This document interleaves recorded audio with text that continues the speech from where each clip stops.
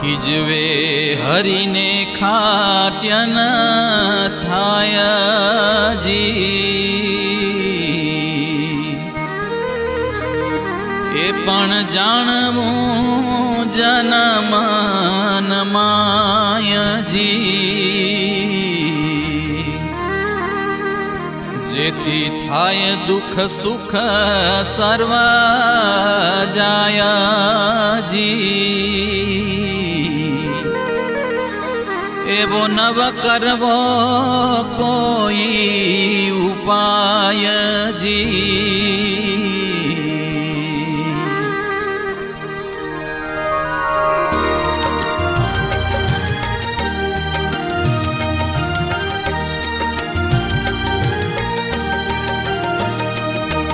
ઉપાય એવો કરવો નહીં જેણે કરી ખીજે જગદીશ, રાજી કર્યાનું રહ્યું પરું પણ હરીને ન કરાવો રીશ,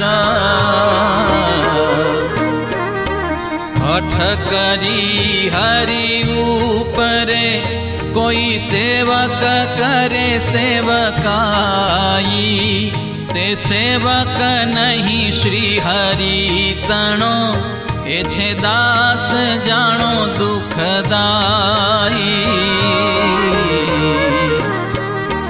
મન ગમતું મૂકે નહીં કરે હરિ હઠાડવા હોડ, એવા ભક્ત જે ભગવાનના તેને કહીએ કપાળના કોડ,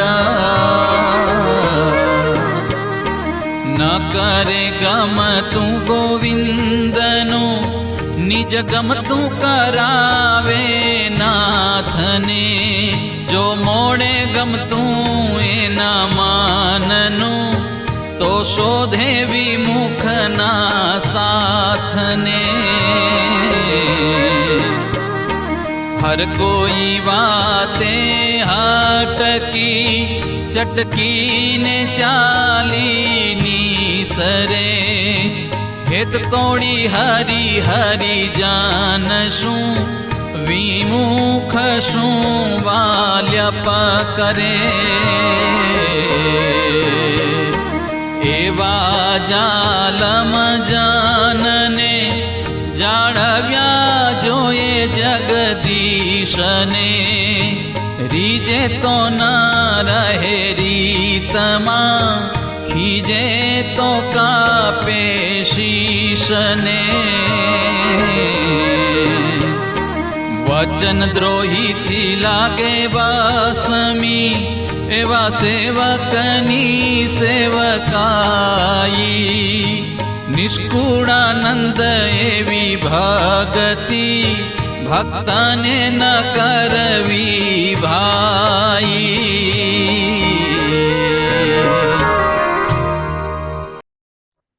કરવું 21 ખીજવે હરીને ખાટ ન થાય જી, મહારાજને ખીજવીએ તો કઈ આપણને ફાયદો થાય નહીં, એ પણ જાણવું જન મન માયજી, એટલે ભગવાન કઈ ખીજાતા નથી પણ નારાજગી થાય કે અમે આટલું આટલું કહીએ તો જે કરવાનું છે ન કરો ને અવળું જ કરો તો પછી પ્રસન્ન કેવી રીતે થાય, જેથી થાય દુઃખ સુખ સર્વ જાય જી, તો દુઃખ થાય અને આપણું સુખ જાય તો શું દુઃખ થાય ને શું સુખ જાય, તો કે માથે જન્મ મરણનું દુઃખ તો પાછું ઊભું ને ઊભું રહે, અને અવિનાશી સુખ મેળવવાની જે તક મળી હતી, મોંઘો મનુષ્ય દેહ મળ્યો તો કે તો આપણો વ્યર્થ જાય, ઉપરથી આપણે એકના બદલે કેટલાય જન્મ કદાચ લખી નાખતા હશું, કારણ કે જ્યારે આપણે બીજી યોનિમાં હોઈએ ત્યારે કર્મ બંધન નથી થતા, પણ મનુષ્ય દેહમાં આવીને આપણે કાં બધા બંધનોમાંથી છૂટીએ છીએ અને કાં અનંત ગણા બંધન લખાઈ જાય છે, એ આપણા જીવન ઉપર આધાર છે. તો આપણે જયારે આવી તક મળી હતી મહારાજની મૂર્તિનું સુખ પામવાની, એના બદલે આપણે આ મનુષ્ય દેહને સાધન તરીકે વાપરી અનેક જન્મ માથે લખી નાખ્યા, તો આપણે દુઃખ જ લીધું છે.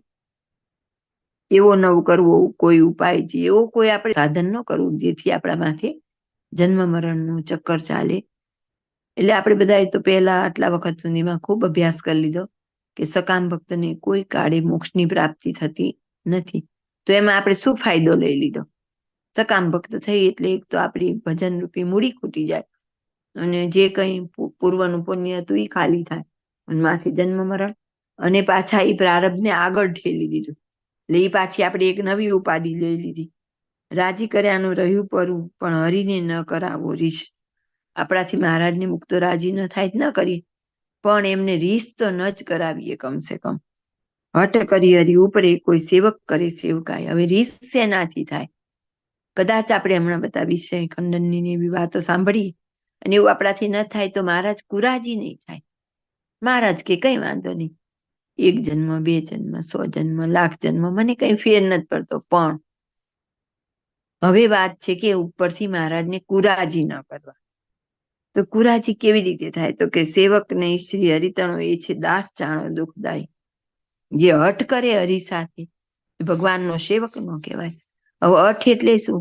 ઘણી વાર આપણે જીદ લઈને બેસીએ કે એવા ઘણી કટુ વચન બોલીએ, ને કાં પછી આપણે મનમાં સંકલ્પ કરીએ, હું તો આટલા વખતથી મંદિરે આવું ને આટલું મેં દાન કર્યું, આટલી સેવા કરી, આટલા જપ તપ વ્રત કર્યા, તો હોય તમે મારી સામું ન જોયું.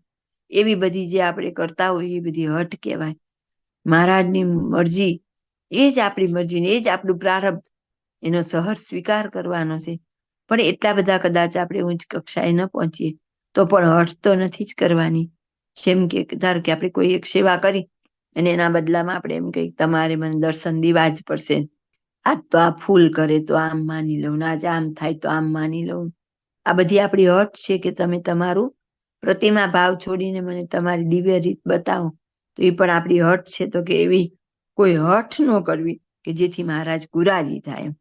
મનગમતું મૂકે નહીં, કરે હરી અઠાડવા હોડ. તો કે પોતાના મનગમતું આપણે કંઈ જ મૂકવું નથી. અને આ તો શબ્દ હવેનો છે ને, તો વિચાર માંગી લ્યો. હરી અઠાડવા હોડ, તો આપણને તેમ લાગે આપણે કઈ ભગવાનને પાછા ઠેલવવાની હરીફાઈ કે દોટ મૂકેલી નથી એમ. પણ આપણે એવા કામ કરીએ કે આપણી ઉપર 1 જન્મ 2 જન્મ 4 જન્મ લખાતા જ જાય. તો એ આપણે શું કર્યું? હરીને એટલા દૂર જ કર્યા ને. તો કે એ હરી અઠાડવાની હોડ એટલે દોટ થઈ ને આપણી એક એમ. તો કે એવી હોડમાં ન ઉતરવું એમ. ન કરે ગમતું ગોવિંદનું, નિજ ગમતું કરાવે નાથને. એક તો આપણે ભગવાનનું કીધું તો કરીએ નહીં તો મહારાજ કુરાજી નહીં થાય બહુ, પણ ઘણી વાર તો ભક્તો મહારાજ પાસે હક દાવો બાંધી લઈએ. તમારે આટલું જ કરવું જ પડે ને. રીસાઈ જાય, એમની હારે લડાઈ કરે, વઢવેર કરે. રાધિકાને શ્રીદામને સામસામી શ્રાપ થયો. તો કે આપણે ભગવાન કે ભગવાનના ભક્ત સાથે એવું કંઈ ન કરવું. જો મોડે ગમતું એના મનનું, તો શોધે વિમુખના સાથને. અહીં કાયમ રહેતા હોય, પણ જો એમના મનનું ધાર્યું કંઈક ન થાય તો તરત એવો સાથ ગોતી લે જે એક્ઝેક્ટ આપણા વિરોધમાં હોય. હર કોઈ વાતે અટકી ચટકીને ચાલી નીસે. નાની નાની વાતમાં વાંધો પડે એટલે અટકી પડે, અને પછી બહુ થાય તો ચાલીને નીકળી પડે. જેમ કે ભગવદાનંદ સ્વામી, જેનું કીડી સખી નામે આપણા સત્સંગમાં જાણીતું નામ છે. તો એક વખત આમ સ્વામી ચાલીને આવતા હોય, મહારાજને સંતો મુક્તો બેઠેલા હોય. તો કોઈ એમ કે આ કીડી સખીના કીર્તન રાગ બહુ સરસ એમ. તો મહારાજ કે હા બહુ સરસ. તો ઓલા બીજી વાર કીધું તો મહારાજ કે હા બહુ સરસ. તો કે કેવો? તો કે મારા પૂંઠ દ્વારના અવાજ જેવો. એટલે આ કીડી સખી સાંભળી ગયા. તેમને ખોટું લાગ્યું, મને એવો કીધો. એટલે એમણે નક્કી કર્યું કે હવે મારે અહીંયા રહેવું જ નથી. અને અહીંયા હું જે ગઉં છું એમનો સરસ અવાજ હતો જ. એટલે મહારાજ ખસતા ખસતા ખાટલાની છે કિનારી આવી જતા, એવો સારો અવાજ હતો. પણ મહારાજને મુક્તોની તો લીલા હોય કે આપણી અંદર અહંકાર કે કંઈ હોય, આપણે તો ઈસામી ઉપર દોષ નથી પરખવો, પણ એમાંથી આપણે પાઠ લેવો છે. એટલે આપણાથી મનાતું ન હોય અને આપણે હઠ પકડીને બેઠા હોઈએ તો અહીંયા ના પાડે છે કે દરેક વાતે અટકી. તો પછી ભગવદાનંદ સ્વામીને ખોટું લાગી ગયું. પછી સંતો સમજાવે છે કે અરે તમને એવું તો કીધું ને, એ આપણને ક્યાંથી ઉપમા મળે, એવું આપણે ક્યાંથી થવા મળે. તો કે કંઈ ન કે એના કરતા સારું જ છે ને. પણ ના, એમના મનમાં અટકી ગઈ, મને મહારાજ આવું કે જ કેમ. અને પછી નીકળી જાય છે. રસ્તામાં તે લઘુશંકા કરવા જાય, ત્યાં એક દર જેવું હોય, એમાં એક ચમકતી વસ્તુને જોઈ અને હાથ નાખે, અને ત્યાં જ એમને ઝેરી જાનવર કડી જાય. પછી એમના બધા આંગળા સડવા માંડે, અને આજીવન વાજિંત્ર વજાડવાનું કે ગાવાનું પછી કંઈ કરી શકતા નથી. અને આથડી આથડીને એમનું જીવન પૂરું થાય. એવી જ રીતે આપણા પૂર્ણાનંદ સ્વામી ગજા ગઢવી, તો કે એમને પણ એવું જ થયું હતું ને, એમને પણ એક થોડાક માટે જેવી ચટકી ચડી ગઈ અને નીકળી ગયા. પછી એક વખત અમદાવાદ સમયામાં ગયા હોય અને ત્યાં એમને પાણી પીવું હોય તો પાણી નથી મળતું, અને ત્યારે પછી પોતે સાખી બોલે કે એમને કઈ એવો પ્રોબ્લેમ હતો કે વૈદ્ય એવું કીધેલું કે 7 શેર ઘીના કોકડા દરરોજ કરવાના. તો એમને અયોધ્યા પ્રસાદજી મહારાજે એવી સગવડ કરી દીધી હતી કે એમનું દરરોજનું 7 શેર ઘી આપવામાં આવતું હતું, કોગળા કરવા માટે, ખાલી કોગળા, ખાવા માટે નહીં. અને ત્યાર પછી એવો સવૈયો લખે છે કે જેને એક વખત અહીંયા 7 શેર ઘી કોગળા માટે મળતું હતું, એને આજ પાણી પણ મળતું નથી. એટલે એમ કે આપણે એવું ન કરવું કે બધી વાતે આપણે પકડીને બેસી જઈએ અને પછી આપણું ધાર્યું ન થાય એટલે ત્યાંથી ચાલી નીકળી. હેત તોડી હરી હરી જનસુ વિમુક્ષુ વાલપ કરે.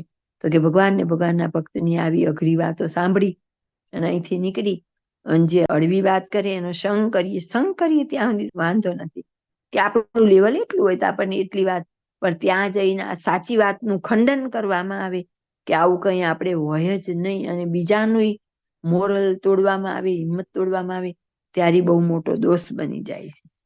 અને આ સાચી વાતને ખોટી બોલવી એ પણ એક દોષ લાગે, કારણ કે શાસ્ત્ર સિદ્ધાંતની વાતો થતી હોય એનું ખંડન કરવું એટલે બહુ મોટો દોષ છે. એવા જાલમજનને જાળવ્યા જોઈ જગદીશને વિચારો જાલિમ કહી દીધા આપણને. તો કે આવા આપણા અવળા સ્વભાવ હોય તોય ભગવાન આપણને સહન કરે અને સત્સંગમાં રાખે અને ઉગારે પણ છે. રીજે તો ન રહે રીતમાં, ખીજે તો કાપે શીશને.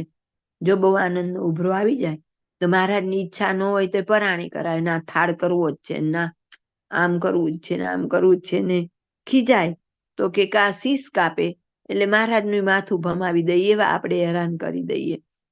આપણે બધા દાખલા જોયેલા છે, જીવા ખાચર ને બધાએ શું કરેલું. ખુદ મહારાજને મારવા માટે તૈયાર થઈ ગયા હતા. વચનદ્રોહીથી લાગે વસમી એવા સેવકની સેવકાઈ.